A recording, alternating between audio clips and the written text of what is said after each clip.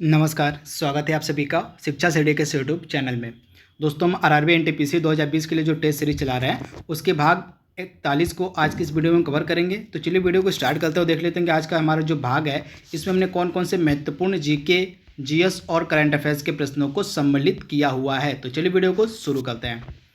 पहला काफ़ी इंपॉर्टेंट प्रश्न हमारा है जो कि आपका मध्यकालीन भारत से जुड़ा हुआ प्रश्न है। तो पहला प्रश्न क्या हमारा है, मोहम्मद गौरी ने पहली बार भारत पर आक्रमण कब किया था। काफ़ी इंपॉर्टेंट प्रश्न है। तो सबसे पहले मैं आपको बता दूं, यह जो मोहम्मद गौरी था इसने भारत में तुर्क राज्य की स्थापना की थी। आप याद देखिएगा, जो मोहम्मद गौरी था इसने भारत में जो है तुर्क राज्य की स्थापना की थी तथा मोहम्मद गौरी का जो प्रथम सफल आक्रमण था भारत पर हुआ था 1175 ईस्वी में हुआ था। कब?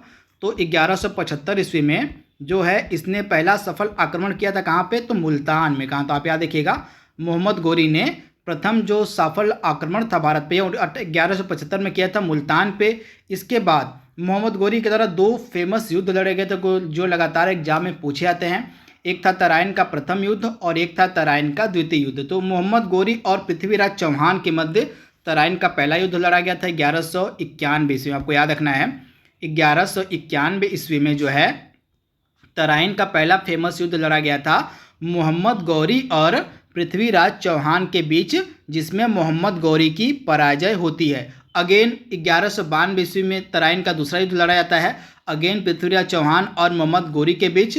लेकिन जो दोबारा युद्ध होता है तराइन का, इसमें मोहम्मद गौरी की विजय होती है और पृथ्वीराज चौहान हार जाते हैं। तो आप याद रखिएगा, काफ़ी इंपॉर्टेंट है, यह कई बार एग्जाम में पूछा जाता है, तो इसे आप ध्यान दीजिएगा। तथा भारत में जो तुर्क साम्राज्य की स्थापना है यह की गई थी किसके द्वारा? तो इसका नाम है मोहम्मद गौरी। तो आप इसे ध्यान दीजिएगा। तथा एक चीज़ जो और एग्जाम में पूछी जाती है मोहम्मद गौरी से रिलेटेड, तो मोहम्मद गौरी जो था यह सिक्कों पर एक और कलमा और दूसरी ओर लक्ष्मी की आकृति अंकित मिली। मतलब मोहम्मद गौरी के द्वारा जो सिक्के चलाए गए थे उसके सिक्कों पर जो है एक और कलमा लिखा होता था तो दूसरी ओर लक्ष्मी की आकृति होती थी। तो इसे भी आप ध्यान दीजिएगा।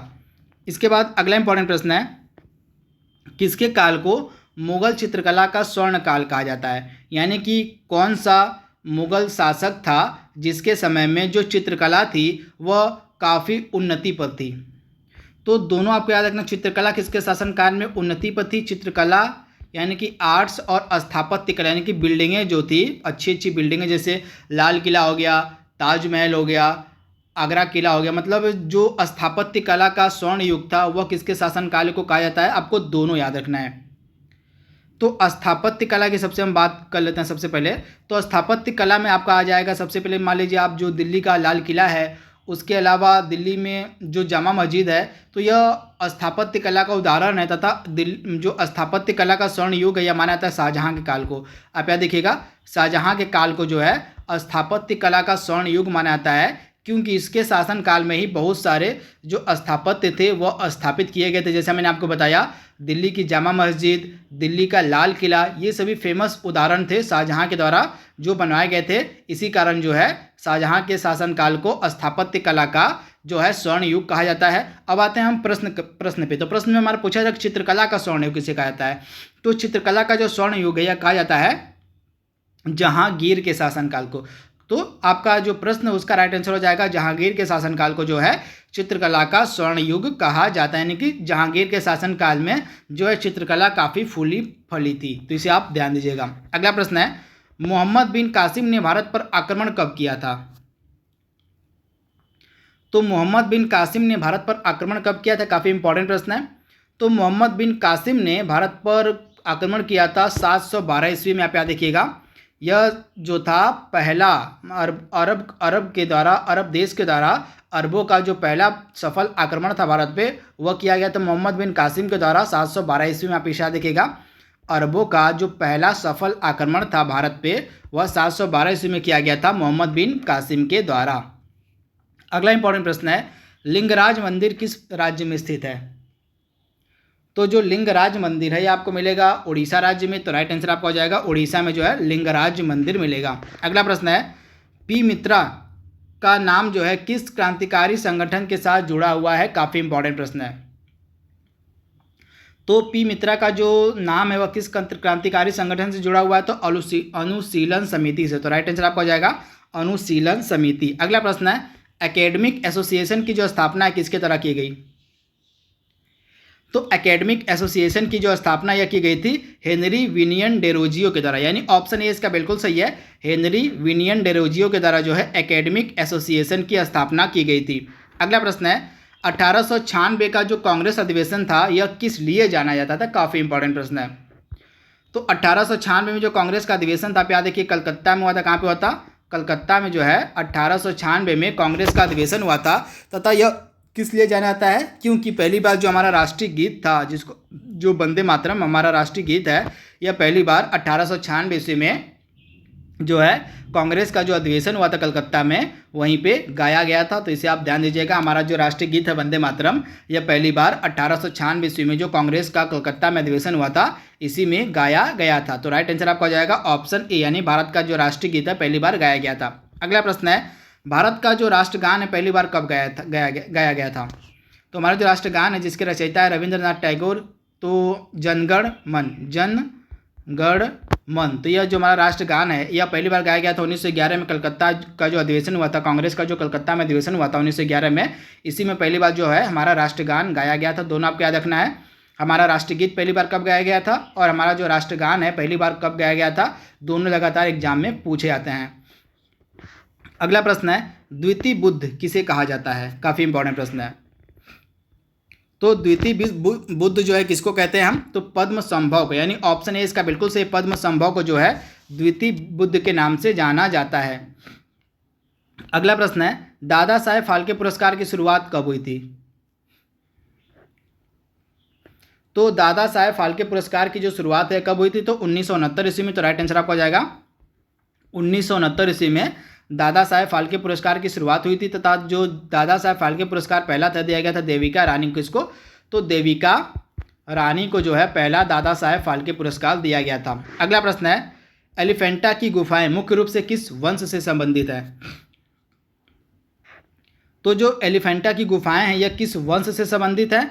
तो आपका हो जाएगा राष्ट्रकूट वंश। किससे? तो राष्ट्रकूट वंश से संबंधित है एलिफेंटा की गुफाएं। तो आप इसे ध्यान दीजिएगा, जो एलिफेंटा की गुफाएं हैं यह किससे संबंधित है, किस वंश से संबंधित हैं?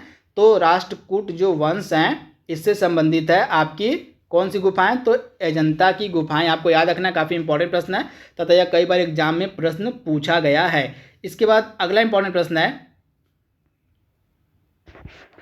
केंद्रीय भारतीय भाषा संस्थान आपको बताना है कहाँ पे है? तो जो केंद्रीय भारतीय भाषा संस्थान है आपको कहाँ मिलेगा? तो यह आपको मिलेगा मैसूर में। तो राइट आंसर आपका हो जाएगा मैसूर में जो है आपको मिलेगा कौन सा? तो केंद्रीय भारतीय भाषा जो संस्थान है आपको मिलेगा कर्नाटका के मैसूर में। तो राइट आंसर आपका हो जाएगा मैसूर में जो है यह आपको मिलेगा। इसका क्या नाम है? तो केंद्रीय भारतीय भाषा संस्थान। तो आप इसे ध्यान दीजिएगा। अगला प्रश्न है, क्लोरोफ्लोरोकार्बन ज़्यादातर कहाँ इस्तेमाल होते हैं? काफ़ी इंपॉर्टेंट प्रश्न है। तो जो क्लोरोफ्लोरोकार्बन है यह ज़्यादातर कहाँ पे इस्तेमाल होते हैं? तो इसका राइट आंसर आपका हो जाएगा रेफ्रिजरेटर में, यानी राइट आंसर आपका हो जाएगा रेफ्रिजरेटरों में जो है क्लोरोफ्लोरोकार्बन नामक जो गैस होती है उसका काफ़ी ज़्यादा इस्तेमाल किया जाता है, तथा यह जो गैस है CFC गैस है यह ओजोन परत के क्षरण के लिए सबसे ज़्यादा जिम्मेदार मानी जाती है। तो आपको याद रखना है, जो क्लोरोफ्लोरोकार्बन है यह ओजोन लेयर के क्षरण में सबसे ज़्यादा जिम्मेदार गैस मानी जाती है। तो आपको याद रखना है। अगला प्रश्न है, उत्तरी ध्रुव की खोज किसने की थी? काफ़ी इंपॉर्टेंट प्रश्न है। तो उत्तरी ध्रुव की खोज किसके द्वारा की गई थी? तो जो उत्तरी ध्रुव है इसकी खोज की गई थी रॉबर्ट पियरी के द्वारा। तो राइट आंसर आपका हो जाएगा रॉबर्ट पियरी के द्वारा जो है उत्तरी ध्रुव की जो है खोज की गई थी। तो आप इसे ध्यान दीजिएगा, काफ़ी इंपॉर्टेंट प्रश्न है। अगला प्रश्न है, वायुयान का जो आविष्कार है यह किसके द्वारा किया गया था? काफ़ी इंपॉर्टेंट प्रश्न ये भी है। तो वायुयान का जो आविष्कार है यह किसके द्वारा किया गया था?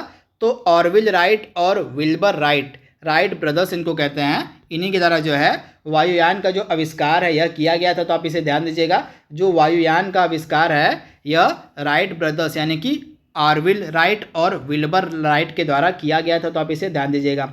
इसके बाद अगला इंपॉर्टेंट है, बारूद का जो आविष्कार है किसके द्वारा किया गया था? तो बारूद का जो आविष्कार यह किया गया था रोजर बैकन के द्वारा। तो राइट आंसर आपका हो जाएगा रोजर बैकन ने बारूद का आविष्कार किया था। अगला प्रश्न है खारदुंगला पास जो है, जो खारदुंगला दर्रा है, यह आपको कहाँ पे मिलेगा? तो खारदुंगला पास आपको कहाँ पे मिलेगा? तो जो खारदुंगला पास है ये आपको मिलेगा कहाँ पे? तो सिक्किम में। तो राइट आंसर आपका हो जाएगा सिक्किम में आपको मिलेगा खारदुंगला पर्वतीय दर्रा। तो आप इसे ध्यान दीजिएगा, लगातार यह प्रश्न एग्जाम में पूछा गया है कि जो खारदुंगला पास है, जो खारदुंगला दर्रा है, यह किस राज्य में है? तो जो खारदुंगला दर्रा है ये आपको मिलेगा कहाँ पे?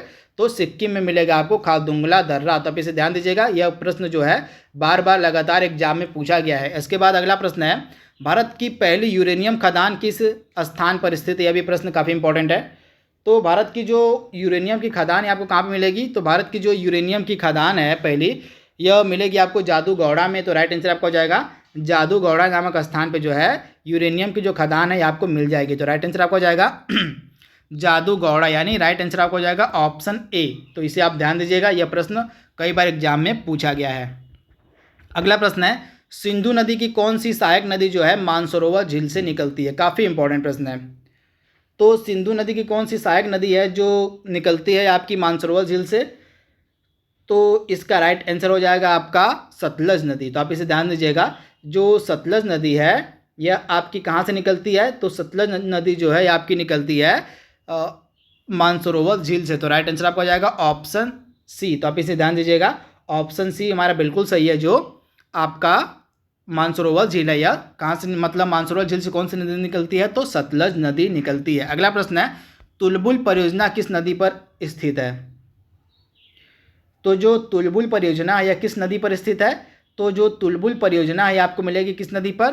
तो झेलम नदी, जम्मू कश्मीर स्थित जो झेलम नदी है इसी पर आपको मिलेगी तुलबुल नदी, मतलब नदी घाटी परियोजना। तो राइट आंसर आपका हो जाएगा झेलम नदी। झेलम नदी आपको मिलेगी जम्मू कश्मीर में। अगला प्रश्न है निम्नलिखित में से किस पर्वत को 5 ट्रेजर्स ऑफ ग्रेट शो कहा जाता है? काफ़ी इंपॉर्टेंट प्रश्न है। तो इसमें से किस पर्वत को जो है आपका 5 ट्रेजर्स ऑफ ग्रेट शो कहा जाता है? तो इसका राइट आंसर हो जाएगा कंचनजंगा, यानी ऑप्शन जो इसका सी है बिल्कुल से, जो कंचनजंगा है इसको क्या कहते हैं हम? तो कंचनजंगा को कहा जाता है 5 ट्रेजर्स ऑफ ग्रेट शो। तो राइट आंसर आपको हो जाएगा क्या? तो कंचनजंगा। अगला प्रश्न है तुंगभद्रा बहुउद्देशीय परियोजना जो है किन 2 राज्यों के बीच स्थित है? काफ़ी इंपॉर्टेंट प्रश्न है। तो जो तुंगभद्रा बहुउद्देशीय परियोजना है आपको किन 2 राज्यों के मध्य मिलेगी? तो कर्नाटका और आंध्र प्रदेश। तो राइट आंसर आपका हो जाएगा कर्नाटका और आंध्र प्रदेश के बीच जो है यह स्थित है। इसका क्या नाम है? तुंगभद्रा बहुउद्देशीय परियोजना। तो आप इसे ध्यान दीजिएगा, यह प्रश्न जो है कई बार एग्जाम में पूछा गया प्रश्न है। अगला प्रश्न है अंतर्राष्ट्रीय वन दिवस प्रतिवर्ष कब मनाया जाता है? तो जो अंतर्राष्ट्रीय वन दिवस है यह प्रतिवर्ष मनाया जाता है 20 मार्च के दिन। तो राइट आंसर आपका हो जाएगा प्रतिवर्ष जो है 20 मार्च के दिन जो है क्या मनाया जाता है? तो अंतर्राष्ट्रीय वन दिवस मनाया जाता है। तो राइट आंसर आपका हो जाएगा ऑप्शन ए 21 मार्च हो गया यहाँ पे, सॉरी 21 मार्च। तो 21 मार्च के दिन जो है हमारा प्रतिवर्ष क्या मनाया जाता है? तो अंतर्राष्ट्रीय जो वन दिवस है प्रतिवर्ष 21 मार्च के दिन मनाया जाता है। अगला प्रश्न है निम्न में से कौन सा राज्य अपना स्थापना दिवस 22 मार्च को मनाता है?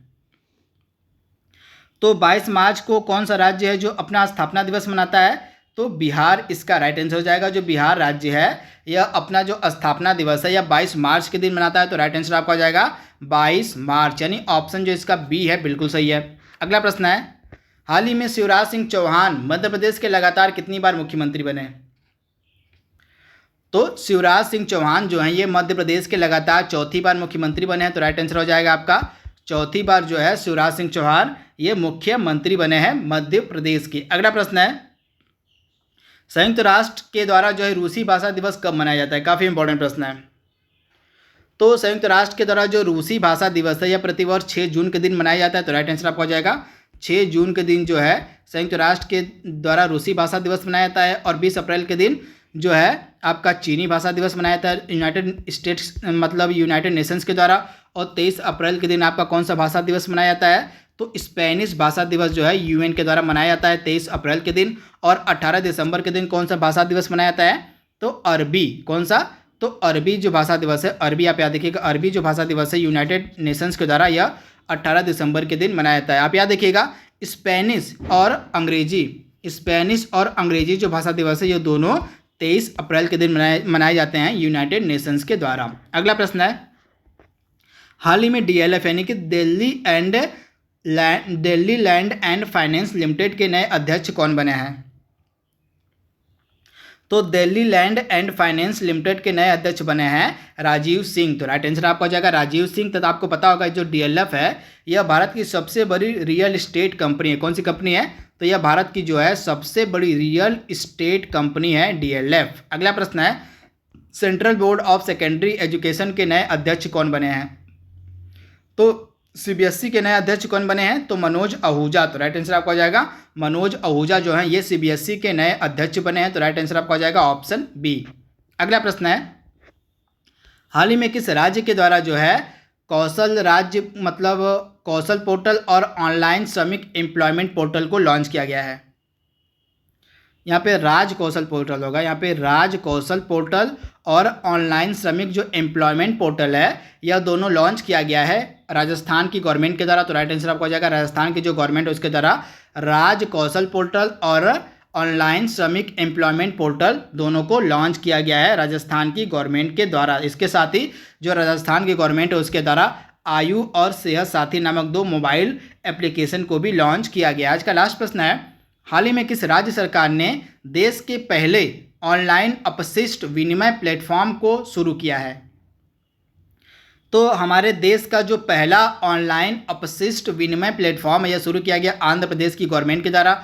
तो राइट आंसर हो जाएगा आपका आंध्र प्रदेश की गवर्नमेंट के द्वारा जो है भारत का पहला ऑनलाइन अपशिष्ट विनिमय प्लेटफॉर्म को लॉन्च किया गया है। तो आप इसे याद देखिएगा, जगन मोहन रेड्डी यहाँ के चीफ मिनिस्टर हैं और विश्वभूषण हरिश्चंद्रन यहाँ के गवर्नर हैं। तो दोस्तों यहाँ पे हमने जो 41वें नंबर की हमारी टेस्ट सीरीज थी उसको हमने कंप्लीट कर लिया है। इसके अगले भाग को हम जल्दी आप तक पहुँचाएंगे। तब तक के लिए thank you, thanks for watching, thank you.